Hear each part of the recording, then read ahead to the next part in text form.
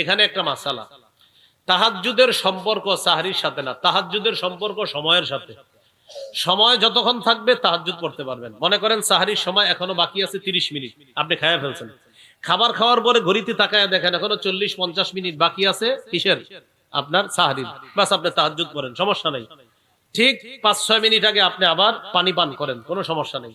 সাহরির সময় শেষ হওয়ার ওই 4-5 মিনিট আগে আপনি আবার পানি পান করে নেন, অথবা আপনি এক গ্লাস পানি নিয়ে তাহাজ্জুদ নামাজে দাঁড়ায় যান, মানে সাহরি খেয়ে ফেলছেন। তো খাওয়ার পরে ঘড়িতে তাকায় দেখেন এখনো 40 মিনিট আছে, 30 মিনিট বাকি আছে, বাস তাহাজ্জুদে দাঁড়ায় যান, যত রাকাত পড়া যায়। 30 মিনিটে আশা করি যারা ছোট সূরা দিয়ে পড়েন, আলাম তারা এই সূরাগুলা দিয়ে আপনি 30 মিনিটে 6 রাকাত, 4 রাকাত বা 8 রাকাতও পড়তে পারবেন।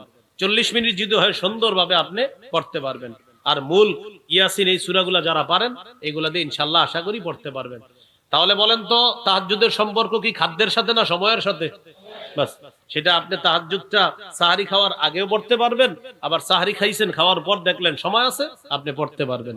আল্লাহ আমাদের সকলকে কথাগুলা গুরুত্ব সহকারে মনে রেখে আমল করার তৌফিক দান করেন।